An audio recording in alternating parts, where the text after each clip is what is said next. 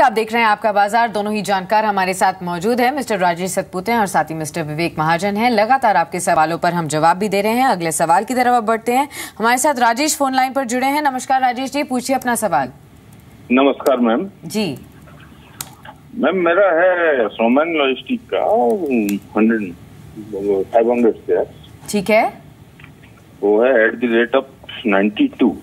Okay. तो उसमें अभी मैं क्या एग्जिट कर जाऊंगा या होल्ड करके रहूंगा? फिलहाल 62 के लेवल्स हम देखने को मिल रहे हैं। 69 की आपकी परचेजिंग है। चलिए ठीक है, आपको राय दिलवा देते हैं। राजेश, आपसे राय लेना चाहेंगे। यहाँ पर स्नोमन लॉजिस्टिक्स की इन्होंने बात की है। स्लाइट लॉसेस में अभी हैं, लेकिन जिस तरीके से अभी आगे आने वाली कुछ महीनों में ही जीएसटी लागू होते हुए नजर आएगा, we are looking at a deadline of July 1। क्या आपको लगता है इस पूरे स्पेस में अभी भी स्टीम बरकरार है और अगर ये बने रहते हैं तो यहाँ प्रॉफिट्स देखने को मिल सकते हैं? डेफिनेटली देखिए, मुझे लगता है कि स्लाइटली यहाँ पे काउंटर व्यू है। फर्स्ट ऑफ ऑल काउंटर की चाल देखनी पड़ेगी। मुझे लगता है लास्ट टाइम जब जीएसटी पे बात हुई थी तब एक बड़ा मूव हमने ओवरऑल लॉजिस्टिक्स स्पेस में देखा था, गति भी देखा था, स्नोमैन्स भी देखा था। कहीं ना कहीं उन्होंने 52 वीक हाई जो उसका रिसेंट वो टाइम पे 52 वीक हाई था, वहाँ पे उन्होंने एंट्री की, लेकिन एंट्री ही गलत थी। सेंटिमेंट्स को देखते मुझे लगता है उन्होंने एंट्री की थी। फिलहाल के लिए देखिए, जीएसटी का जो ओवरऑल उसका जो मोमेंटम है वो मुझे लगता है आगे जाके रफली 3 या 4 महीने के बाद इसमें मोमेंटम आएगा, क्योंकि काउंटर टेक्निकली मुझे ऐसा लगता है 60 के नीचे नहीं जाएगा। क्योंकि उन्होंने इतना पेन देखा है, तो मुझे लगता है सिर्फ 2-3 रुपए के लिए उन्हें एग्जिट करने के लिए बोले वो भी बराबर नहीं है। लेकिन आप इसे होल्ड रखें। 60 के आसपास भी एक बार के लिए रिटेस्ट हो सकता है और फिर से एक पुल बैक आएगा, और जो पुल बैक मुझे लगता है रफली 80 प्लस तक जाना चाहिए। So there are 2 ways to look at it. आप यहाँ पे अगर एवरेज करें तो बेहतर है, लेकिन एवरेजिंग के लिए एक stop loss, strict stop loss होना चाहिए, नहीं तो फिर वो एवरेजिंग फेल हो जाता है। तो 60 के आसपास अगर आपको मिले तो आप लॉन्ग करें with a stop loss of 3 rupees.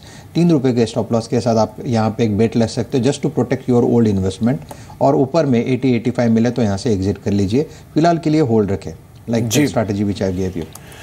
चलिए, तो आपको रणनीति बताई गई है, आप उसके हिसाब से अपनी पोजीशन देख सकते हैं। बातचीत करने के लिए हमारे साथ सुरेंद्र है, मौजूद है बातचीत करने के लिए। सुरेंद्र जी नमस्कार। हाँ नमस्कार सर। नमस्कार सुरेंद्र जी, क्या सवाल आपका, पूछिए। ओएनजीसी के 130 शेयर्स हैं। ओके। और 197 में खरीदे थे करीबन जी, और 6 महीनों तक रख सकते हैं। वैसे शॉर्ट पीरियड का भी और लॉन्ग टर्म के लिए बता सकते हैं। ओके। विवेक, ओएनजीसी कैसे देख रहे हैं आप? इन्होंने खरीदारी 197 पे की थी, 184-85 का मौजूदा स्तर है, करीब 12-13 रुपये घाटा हो रहा है। क्या करना चाहिए इन्हें? निकल जाएं, बने रहें लंबी अवधि में भी और छोटी अवधि में भी? देखिए, अगर ओएनजीसी का फंडामेंटल्स देखें तो remains leader as far as oil and gas production is concern. No doubt India में प्रोडक्शन ऑयल एंड गैस का बहुत कम होता है, but nevertheless this remains the leader. The company is asking, has put up a demand to the government of India to increase the prices both for regulated and non-regulated gas.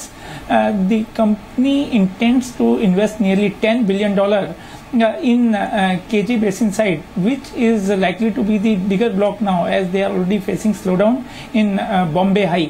अगर ये जो stock price है इसमें nearly 30 rupees is by way of investments into other group companies.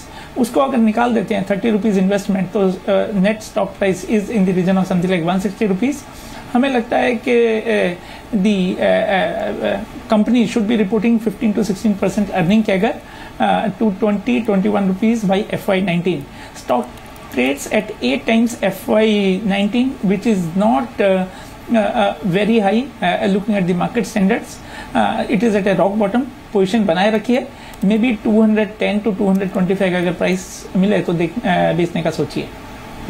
चलिए, यहाँ पर आपको राय भी मिल चुकी है। लगातार फेसबुक के जरिए भी हमें क्वेश्चंस मिल रहे हैं और एक एक करके इन क्वेश्चंस को लेते हैं। रोहित का पहला सवाल है एडलवाइस को लेकर, जहाँ पर 300 शेयर्स हैं इनके पास, 95.50 के भाव पर इन्होंने खरीदारी की हुई है। राजेश, एडलवाइस पर आप रणनीति बताइए और साथ ही आप चार्ट्स देखिए और इस वक्त ग्लोबल एजुकेशन के भी। यहाँ पर सोमेन का सवाल है, 1000 शेयर्स हैं इनके पास 228 के भाव पर, तो ग्लोबल एजुकेशन पर क्या करना चाहिए और खासतौर पर एडलवाइस पर भी क्या स्ट्रैटेजी होनी चाहिए?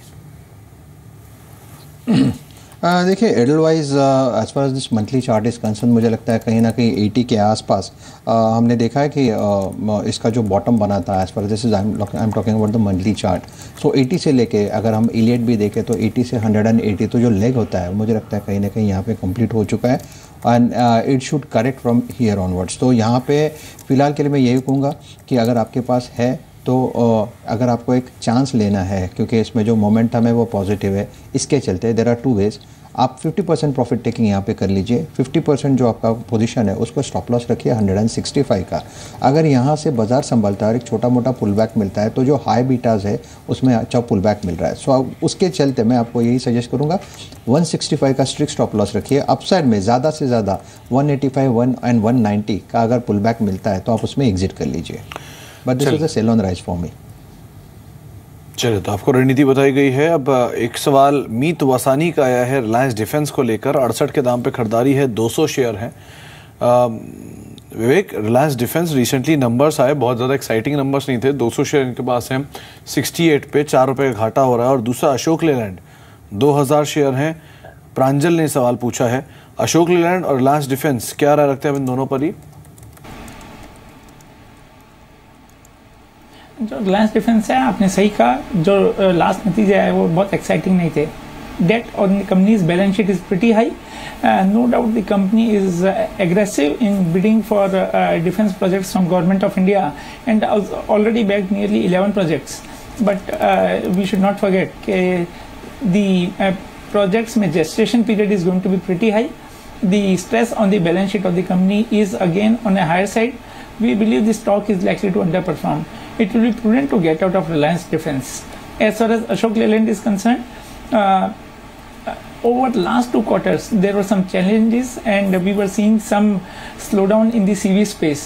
But going forward, we believe the demand for CV space is expected to inch up to in the region of 8 to 10%. अगर स्क्रैपिंग पॉलिसी आता है, so that should be significantly positive from CV perspective. Ashok Leyland is a pure CV play. And हमें लगता है कि it will remain one of the bigger beneficiaries. This stock is a potential to go to 110 to 120. Position बनाए रखिए, may be 110 120 आपको 6 से 9 महीने के अंदर ही मिल सकता है। राइट, चलिए दोनों ही शेयर्स पर स्ट्रैटेजी बताई गई है। सुंदरेश्वरन का सवाल ले लेते हैं, फेसबुक के जरिए हमें मिला है। MIC इलेक्ट्रॉनिक्स के बारे में जानना चाहते हैं। 1000 शेयर्स हैं इनके पास, 19 रुपीज़ का परचेजिंग प्राइस है। राजेश, MIC इलेक्ट्रॉनिक्स अभी आपको कैसा लगता है? और साथ ही नवीन का भी एक सवाल देख लेते हैं। स्टरलाइट टेक्नोलॉजीज को लेकर इन्होंने क्वेश्चन पूछा है, जहां पर 300 शेयर्स ये होल्ड करते हैं, 111 का इनका परचेजिंग प्राइस है, तो प्रॉफिट्स तो इनको यहाँ पर हो रहे हैं। Rajesh, Sterlite technologies and MIC electronics. देखिए, मुझे लगता है कि यहाँ पे MIC इलेक्ट्रॉनिक्स जो इसमें जो करेक्शन हमने देखा वो 16 रुपीज़ से लेके 14 रुपीज़ तक का है। और मुझे लगता है कि काउंटर में इतनी कुछ खास स्ट्रेंथ है नहीं, चूँकि इट्स बेटर आप उसको सेल ऑन राइज करें, that will be much better. देखिए, स्टरलाइट टेक्नोलॉजी में हमने रैली देखी थी, रफली 95 का बेस था, आई स्टिल रिमेंबर। उसमें हम लोगों ने रॉन्ग रिकमेंडेशन किया था। उसका जो प्राइस पैटर्न था, वो प्राइस पैटर्न के हिसाब से इसका जो टारगेट बनता था वो रफली 136 का बनता था, वो ऑलमोस्ट हिट हो चुका है। और यहाँ पे मुझे लगता है कि एक बार के लिए एक डिप देगा, रफली 115 तक का मुझे लगता है यहाँ पे डिप है। सो आप इसमें मैं यही कहूँगा, अगर आपका पोजिशनल व्यू है तो आप इसमें बने रहे, लेकिन शॉर्ट टर्म के लिए मुझे लगता है जो मोमेंटम था, वो जो मोमेंटम प्ले हम लोग सोच रहे थे वो ओवर हो चुका है। तो शॉर्ट टर्म के हिसाब से मुझे लगता है it's better you exit the counter. एक बार के लिए डिप डेफिनेटली आएगा। चलिए, तो आपको रणनीति बताई गई है, आप उसके हिसाब से ही आप पोजीशन देख सकते हैं। फिलहाल आप बने रह सकते हैं। 3-3.5 रुपये पर ये शेयर कामकाज कर रहा है। इसके अलावा एक और अहम खबर, अभी कुछ देर पहले हम बातचीत कर रहे थे प्रॉक्टर एंड गैम्बल और HUL की तरफ से भी, जहां पर उन्होंने अपने प्रोडक्ट्स के दाम जो है उनके अंदर रिवीजन किया है। सिल्की के पास पूरा डिटेल भी है। सिल्की, HUL और PNG ने कई डिटर्जेंट्स के दाम जो है वो घटाए भी हैं। ब्रेकअप किस तरह का है और क्या ऐसा रीज़न कि जिसकी वजह से इन्हें अपने दामों को रिवाइज करना पड़ा? जी सुमित, जैसा आपने बताया कि ये दोनों कंपनी HUL PNG जो कि पर्सनल केयर प्रोडक्ट्स में है, तो इन्होंने अपने डिटर्जेंट के जो दाम हैं उसे घटाए हैं। और आप देख सकते हैं कि 1.5 kg यानी कि 1.5 kg का जो पैकेट HUL सर्फ का सेल करता था, सर्फ इजी वॉश का, वो 207 में पहले था, अब इसे रिवाइज करके 187 किया गया है। उसी तरह जो टाइड है, जो कि PNG का प्रोडक्ट है, वो 98 से 92 पे किया किया गया है, तो डिफरेंस काफ़ी किया गया है और प्राइसेस कम किए गए हैं। वजह दो बताई जा रही है, हालांकि कंपनी की तरफ से कोई भी क्लैरिफिकेशन इसको लेकर नहीं आया है, लेकिन दो जो वजह मान रहे हैं एनालिस्ट वो मान रहे हैं। एक तो पहला जो रॉ मटेरियल के प्राइसेस हैं वो काफ़ी स्टेबल हैं, ऑयल प्राइसेस और रॉ मटेरियल्स के प्राइसेस लंबे समय से स्टेबल होने की वजह से इसका बेनिफिट इन कंपनीज को मिला है और ये बेनिफिट पास ऑन करना चाहते हैं कंज्यूमर्स तक। और दूसरा जीएसटी को लेकर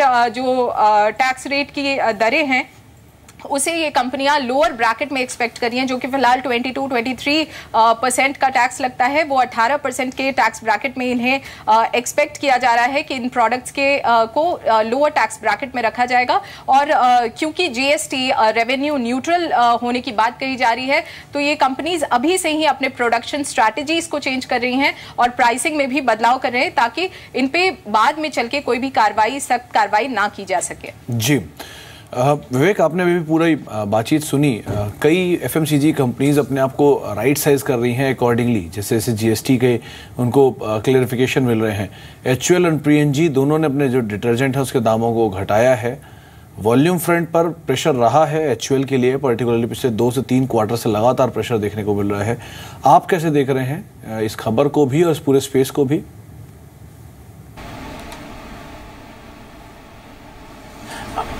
While we believe the consumption in the Indian market is going to grow big time going forward, and not only that, there are a lot of regional players which will get marginalized and the benefit will flow to the organized players.